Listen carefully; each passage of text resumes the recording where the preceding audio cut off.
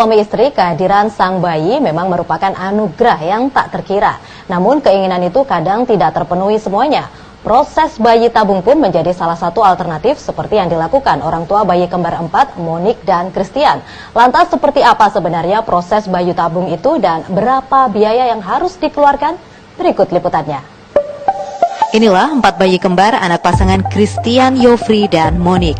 Program bayi tabung menjadi jalan terakhir. Jumat 11 November 2016 di rumah sakit swasta di Surabaya, upaya mereka melalui bayi tabung pun berbuah manis. Berat, tapi ya semuanya itu kan ada tujuannya juga gitu loh. Ya saya lalui, pokoknya nggak boleh stres, nggak boleh apapun yang dokter sarankan. Terus tindakan apapun saya jalani semua. Worth it banget. Karena langsung dapat 4, saya juga nggak nyangka sampai dapat 4. Bayi tabung adalah salah satu teknologi reproduksi berbantu. Teknisnya adalah pengambilan sel telur dari calon ibu dan sperma dari calon ayah dan dipertemukan di laboratorium hingga terbentuk embrio. Selanjutnya, embrio ditempelkan kembali ke rahim calon ibu. Syarat untuk bisa mengikuti program bayi tabung diantaranya adalah harus ada sel telur, sel sperma, dan rahim yang sehat. Di Indonesia, ketiga komponen tersebut harus didapatkan dari pasangan suami istri yang sah secara hukum agama maupun hukum negara. Proses bayi tabung biasanya memiliki tingkat keberhasilan 45 hingga 50%. Dari peluang keberhasilan tersebut, 50% berpeluang bayi yang dilahirkan kembar. Meski banyak cerita keberhasilan, ternyata program bayi tabung juga memiliki resiko. Pada bayi tabung, risiko yang sangat kita khawatirkan adalah terjadinya sindroma hiperstimulasi ovarium. Itu terjadi karena reaksi tubuh yang berlebihan dari seorang ibu yang menjalani proses bayi tabung, sehingga sel telurnya tumbuh banyak. Sel telur yang tumbuh banyak ini menimbulkan penumpukan cairan di dalam tubuhnya, di dalam perut, bahkan di dalam paru-paru. Permasalahan ini pun bisa ditangani dengan perawatan intensif baik pada calon janin dan ibunya. Bila lancar, proses bayi tabung akan membutuhkan waktu 1 hingga 3 bulan. Bila proses pembuahan berhasil, fase berikutnya sama seperti kehamilan dan kelahiran normal. Kualitas kesehatan bayi tabung setelah dilahirkan pun sama seperti bayi pada umumnya. Biaya program bayi tabung di Indonesia berkisar 40 hingga 50 juta rupiah, tergantung pada kondisi kesehatan calon ibu dan ayahnya. Wida Subianto, Surabaya.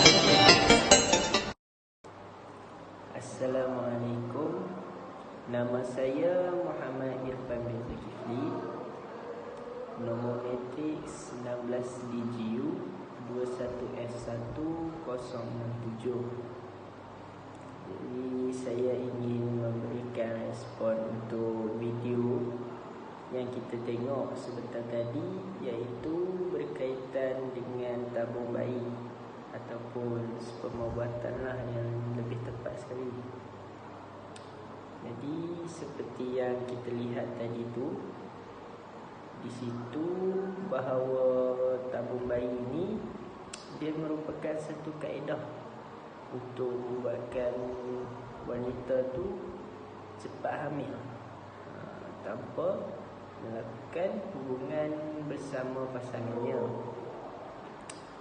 Jadi kaedah ini dia dicipta melalui sains lah, yang sains ni dia cuba menggabungkan sel telur dari wanita dan sperma dari lelaki, sehingga dia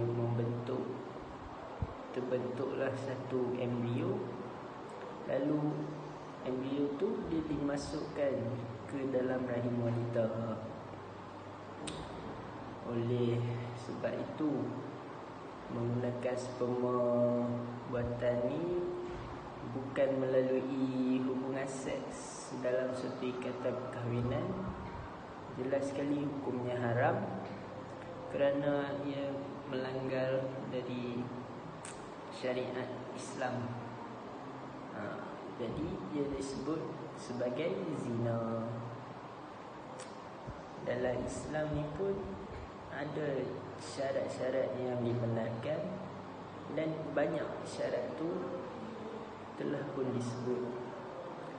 Jadi salah satu contoh yang saya dapat tahu, salah satu contoh syarat sahnya perjanjian jual beli ni adalah sesuatu yang kita nak jual tu mesti berbentuk objek. Objek yang mempunyai manfaat kepada pengguna. Pengguna ni kepada pembeli lah. Boleh jadi antara kita. Jadi sperma ni dia bukan dikategorikan sebagai barang. Sebab tu kita tak boleh menjualnya.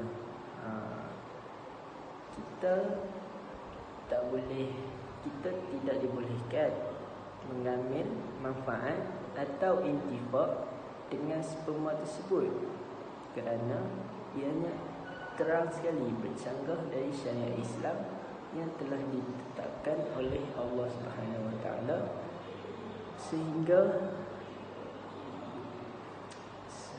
yang boleh memudaratkan sehingga merosakkan keturunan kita, ataupun dia juga boleh menimbulkan fitnah di khalayak ramai. Assalamualaikum warahmatullahi wabarakatuh. Saya Hazrah Neza binti Kamel, nombor matrik 16 DGU 21F1077. Seperti yang Irfan respon pada video tadi, kaedah ini haram dari sisi agama Islam. Namun begitu, hukumnya harus pada pasangan yang berkahwin, iaitu suami isteri yang sah dari sisi undang-undang dan juga agama. Ianya dibolehkan dengan tujuan yang baik buat pasangan yang inginkan zuriat, baik dengan cara mengambil sperma suami yang disuntik ke dalam rahim isteri, maupun dengan cara pembuahan dilakukan di luar rahim, kemudian buahnya ditanam di dalam rahim isteri.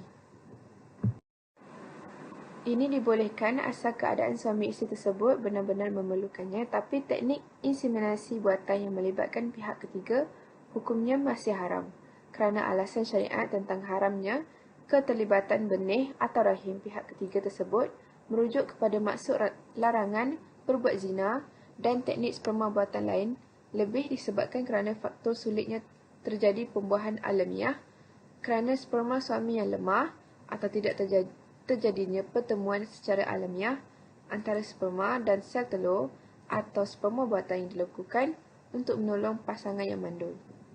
Namun, hukumnya tetap haram jika dilakukan pada transgender, lesbian dan sebagainya. Jadi, secara kesimpulannya, tabung bayi atau sperma buatan ini dibolehkan dengan tujuan yang baik dan tidak melanggar hukum agama Islam. Ianya memberi manfaat dari segi ekonomi dan